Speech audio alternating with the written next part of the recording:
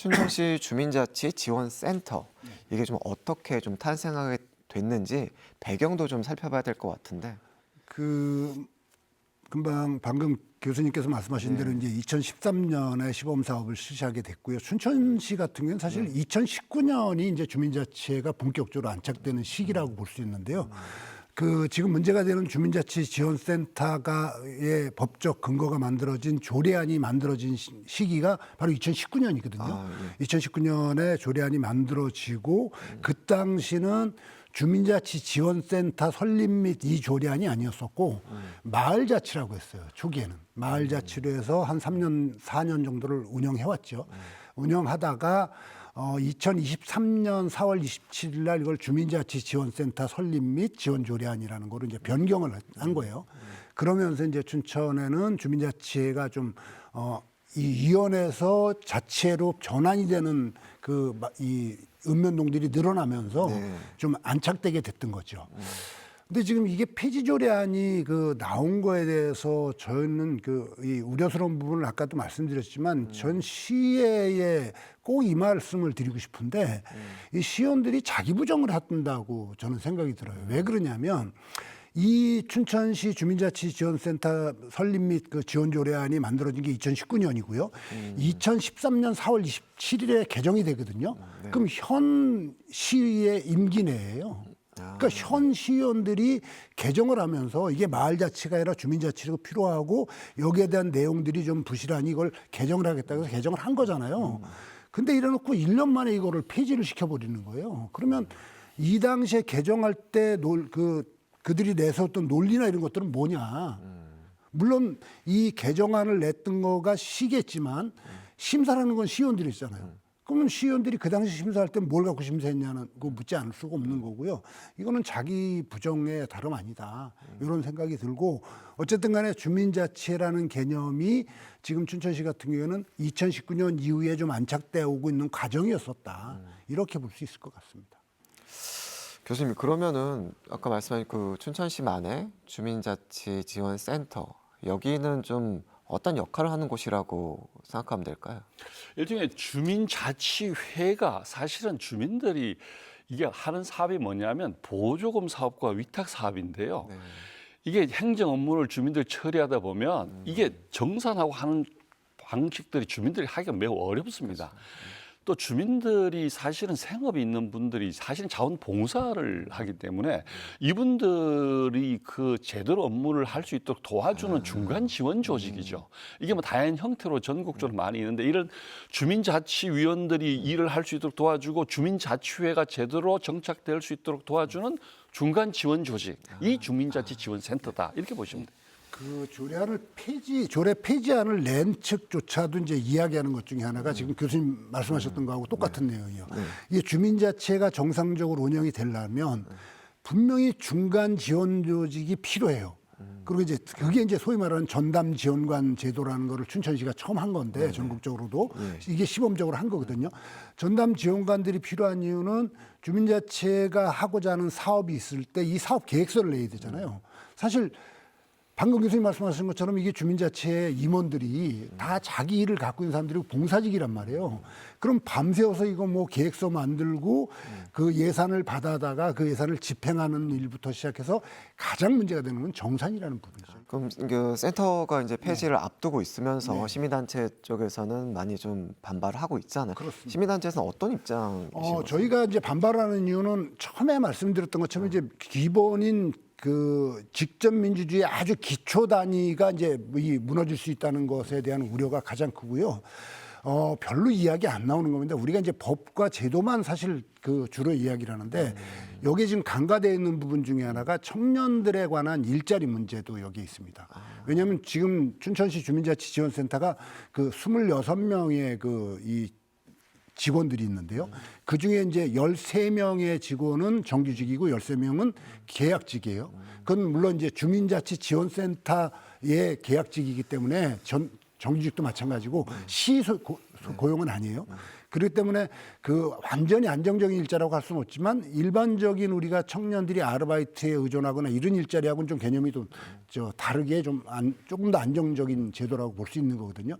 이 사람들이 26명이 갑자기 일자리를 잃어버릴 수 있는 문제가 생기는 것도 있어요. 그러니까 전담 지원관 제도를 위해서 이 사람들이 하는 역할도 있지만 이게 청년 일자리를 만들기 위해서 춘천시가 굉장히 많은 노력을 하고 있는데 오히려 이건 일자리를 없애버리는 문제가 생기는 거거든요. 교수님은 좀 어떻게 좀 보고 계세요? 이 사태 문제에 대해서?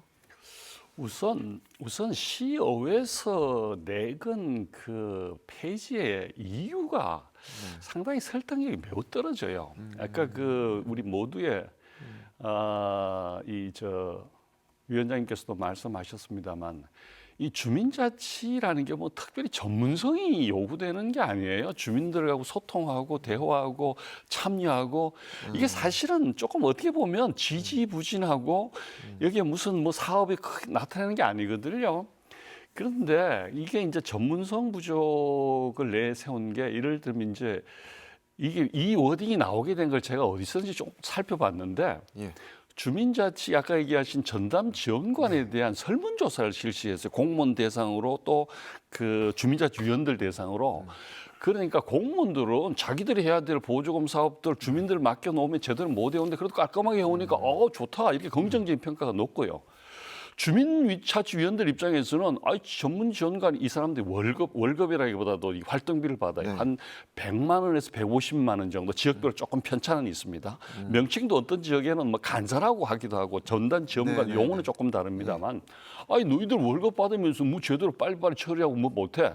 뭐 그거밖에 못하게 해서 이런 불만도 나올 수 있는 거예요. 그러다 보니까 전문성이 좀 떨어진다. 이런 설문조사가 나왔어요. 아마 그걸 두고 전문성 운운하시는 것 같은데 이게 무슨 전문적인 지식이나 노하우가 필요한 영역이 아니거든요. 그런 측면에서 전문성을 가지고 지적했다는 건 조금 문제가 있고요. 그다음에 우리가 유심히 봐야 될 부분은 뭐냐면 춘천시 의원 13명인데 23명인데 네네, 그렇죠. 국힘의원들 13명은 전부 반대했고 그러니까 폐지에 찬성을 했고 반대한 사람은 민주당 9명, 정의당 1명, 10명이에요. 이게 뭘 의미하겠어요? 정치적 이해와 편향성에 따라서 이 주민자치를 정치적 시각과 관점에서 보는 거예요. 더 우리가 민감하게 보면 이렇게 볼 수 있는 거죠. 저 주민자치회 밀린 활동은 우리 표가 아니고 우리 편이 아니다. 이런 논리로 접근했을 가능성이 있다고 추측이 가능한 거예요. 이건 제 추측입니다만. 그래서 이 주민자치를 기존에 있는 정치적 시각으로 보고 접근한다는 게 우리나라의 주민자치 역사가 얼마나 짧고 일천하고 왜곡돼 있느냐. 이런 식으로 보고 있다는 거에 대해서 제가 참 안타깝게 생각합니다. 저도 이 문제를 이 문제가 불거지면서 근본적인 원인이 좀 어떤 게 있을까라고 많이 좀 생각을 해봤는데 어떠세요? 그 교수님 말씀하신 부분이 개인적인 의견은 아닐 것 같고요. 사실 그런 부분이 굉장히 큽니다. 그 굉장히 주관적인 이유가 2023년에 각 주민자치회가 이제 주민자치회가 하는 사업 중에 가장 큰 거는 주민총회라는 것이에요. 주민총회는 각 주민자치회가 그 마을에 할 수 있는 사업이나 이런 걸 결정을 주민들이 하는 거거든요. 근데 이게 이제 그 2024년 같은 전체 15개 주민자치에서 6,757명이 참여를 했었는데 2024년은 1,493명으로 이게 55% 이상 증가를 한 거예요. 예. 그러니까 실적으로 나타난다는 거죠. 더 큰 건 이제 교육입니다. 이게 주민자치회들이 정상적으로 운영되기 위해서 교육 사업을 하는데요. 그 교육에 참여하는 그 인원들이 계속 늘고 있어요. 2023년 같은 경우에는 이제 그 그러니까 과정이 4개 과정이었었고 2024년에는 9개 과정으로 늘었거든요. 시간으로 보면 이게 엄청나게 많이 늘었는데 그 시간으로 보면 그 거의 뭐 1,600% 정도 이렇게 증가하면서 이제 실적들이 나아지고 있었던 거죠. 근데 이걸 왜 폐지했냐? 이건 정치적인 판단에는 저희가 보기가 어렵죠. 그 주민자치를 정치적으로 접근한 데는 오랜 역사적인 이 유래가 있습니다. 네. 이게 주민자치 전통이 이게 지금 우리 조선시대 때 보면 향회와 민회가 있었어요. 이 조선시대 때 지방 조직에 군현 밑에 면리가 있는데 이게 면리에는 이게 저방자치 자체 조직인데 이건 관습상에 향회라는 게 있었습니다. 이 향회는 이건 뭐냐면 지방 유생들이 결집한 일종의 양반들 중심으로 한 자체적인 자체 조직, 이 향후에서 우리가 잘 알고 있는 향약을 만든 거고 규약을 만든 거예요. 그런데 조선 후기 19세기 들어가면요, 왜 양반들 중심으로 향회만 하느냐? 평민들 중심으로 한 민회가 생겨요. 이 평민들 중심의 민회가 생겨서 활동하는데 19세기 후반에 소위 밀란의 시대라고 그러잖아요. 이모 굴란부터 밀란 날 때 이 주도가 민회에서 주도를 했어요. 이 민회에서 주도하다가 동학 농민혁명이 일어나잖아요. 동학 농민혁명이 일어나긴 뿌리가 바로 이 민회예요. 이때는 민회라고 그러지 않고 도회라고 그랬어요. 왜냐하면 향회는 유생, 소위 양반들 중심으로 했다면 민회는 평민이었거든요. 동학 농민회 오면 이게 민회보다도 더 규모가 이게 도읍도단인데요. 거기에는요, 여자, 어린이, 백정, 평민이 아니고 소위 천민까지, 그래가지고 도회라는 개념으로 확장돼요. 소위 그래서 우리가 동학 농민 일어날 때 그걸 보건 집회라고 그래요. 집회. 우리가 그 당시 동학군이 보면, 시위를 보면 여자도 있고 뭐 얘들이 무슨 전쟁을 했나? 이건요, 전쟁을 한 게 아니고 집단 학살하는 거예요. 사실 동학군을 폐쇄하고 집으로 돌아간다. 계곡에 있던 그 동학군들을요, 일본군들이 하고 관군들이 거의 집단 학살한 거예요. 이걸 왜 전쟁을 묘사를 했냐? 전쟁은 사상이 가능하니까 이런 사관이 됐고, 그래가지고 우리가 일제 침략기에 보니까 알고 있잖아요. 이거 민회, 업회, 얘들은 두면 안 되겠네. 그래가지고 향촌 자체를 다 없앴어요. 그러다가 해방되고 나서 우리가 1949년도에 지방자치법을 개정하면서요, 읍면자치를 다시 부활했어요.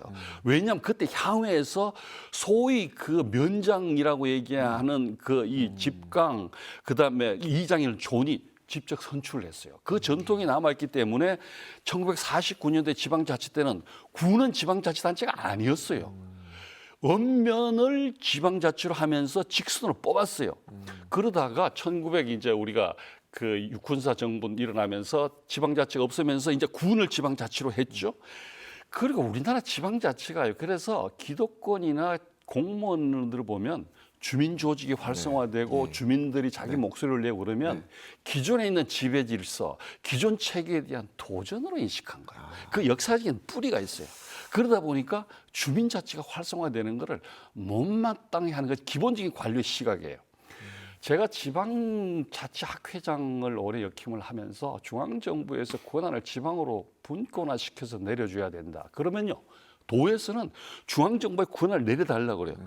그러면 내려받은 도는 이걸 시군으로 안 주려고 그래요. 시군에서 이걸 읍면동으로 안 주려고 그래요.